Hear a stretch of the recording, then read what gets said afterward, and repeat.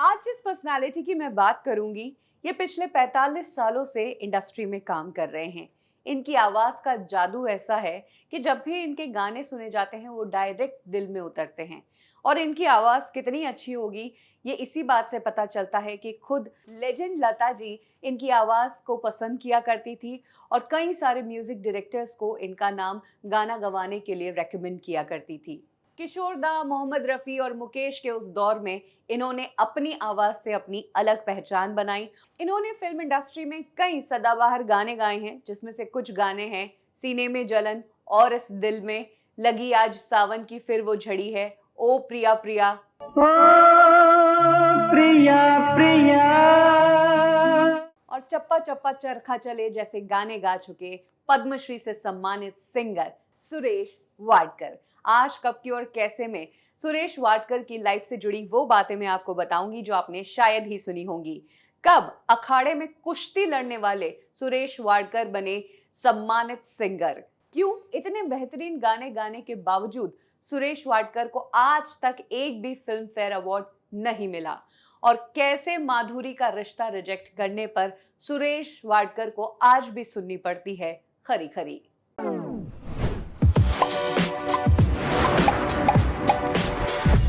सुरेश वाडकर का जन्म कोल्हापुर में रहने वाली एक मिडिल क्लास फैमिली में हुआ।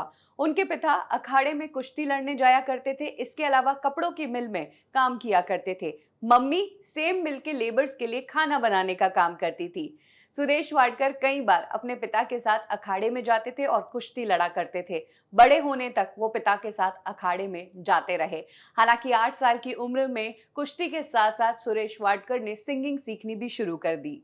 और जब समझदारी आई तो उन्होंने सिंगिंग को ही अपना प्रोफेशन बनाने की ठान ली। सिंगिंग की पढ़ाई की और कई सारे कॉम्पिटिशन्स में हिस्सा लिया। ऐसा ही एक कॉम्पिटिशन हुआ सुर सिंगर, और इस कॉम्पिटिशन में जजेस थे रविंद्र जैन और जयदेव।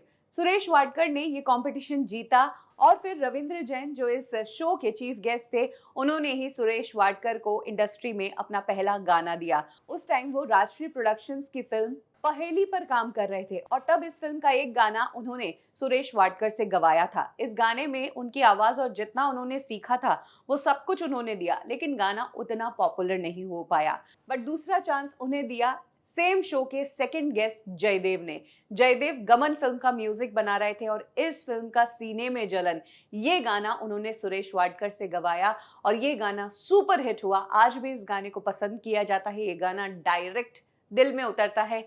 एक बार ये गाना सुन लो तो दिन भर दिमाग में यही गाना चलता है। इतनी शेल्फ लाइफ है इस गाने की। इस गाने ने सुरेश वाडकर को स्टार बना दिया। और ये बात नोट करने वाली होगी कि ये वो दौर था जब किशोर दा, मोहम्मद रफ़ी, मुकेश इंडस्ट्री में छाए हुए थे और उसी बीच सुरेश वाडकर ने अपनी जगह बनाई थी।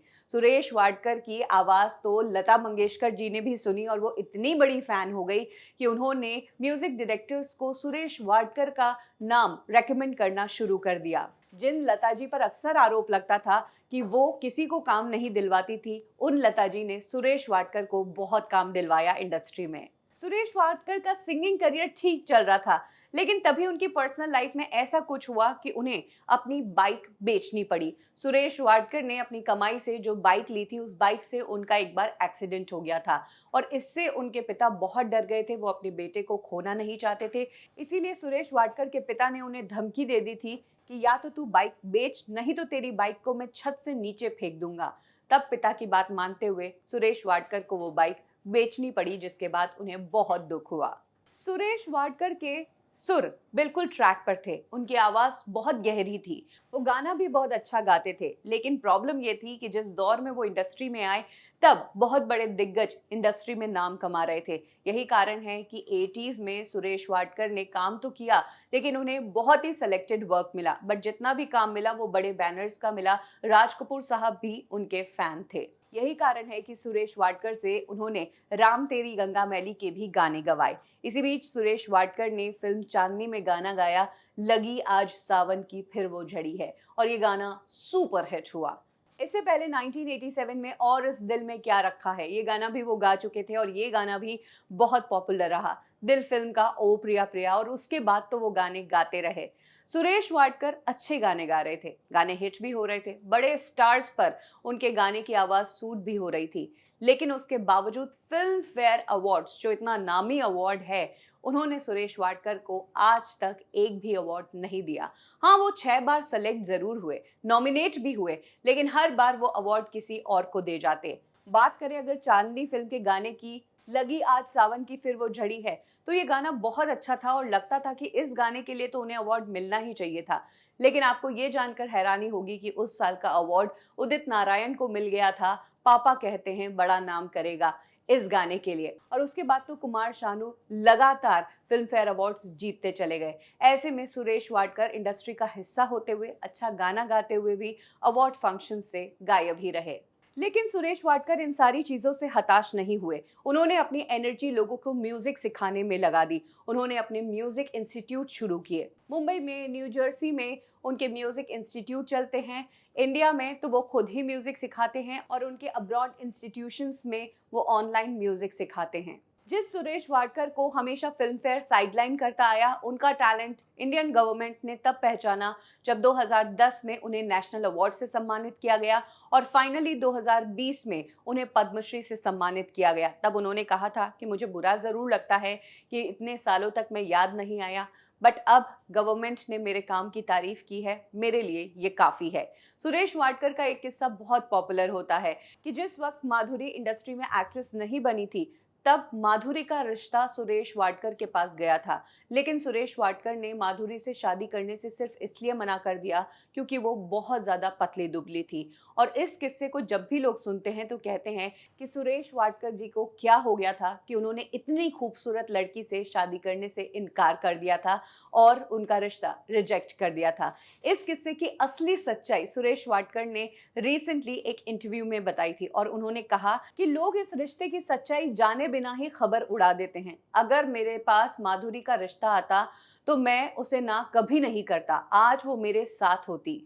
वो इतनी अच्छी लड़की है, इतनी भोली लड़की है कि ये खबर इतनी उड़ी, लेकिन आज तक उसने कुछ नहीं कहा। वरना अगर वो मुझे कभी मिलती तो शायद मुझे 2 थप्पड़ जड़ देती, क्योंकि उन्हें लगेगा कि मैं ये सब पब्लिसिटी के लिए कर रहा हूँ। तो उन्होंने इस तरह से माधुरी के साथ जो उनकी रूमर उड़ी थी, इसकी सच्चाई बताई थी।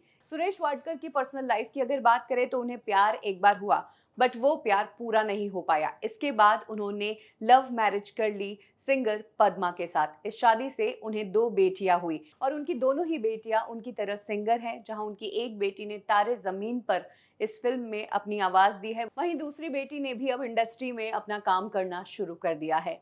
तो ये है कहानी इंडस्ट्री के उस बेहतरीन सिंगर की, जिनकी आवाज़ अच्छी होते हुए, जिन्हें म्यूज़िक की गहरी समझ होने के बावजूद वो क्रेडिट नहीं मिला जिसके वो हकदार थे, क्योंकि वो सैंडविच बनकर रह गए किशोर कुमार, मोहम्मद रफ़ी और मुकेश वाले एरा के बीच में। साथ ही इधर कुमार शानू, उदित नारायण वाला एरा आ गया। उस बीच सुरेश वाडकर कहीं खो से गए। सुरेश वाडकर की आवाज़ का कौन सा गाना आपको बहुत अच्छा लगता है? उस गाने का नाम ज़रूर लिखिए।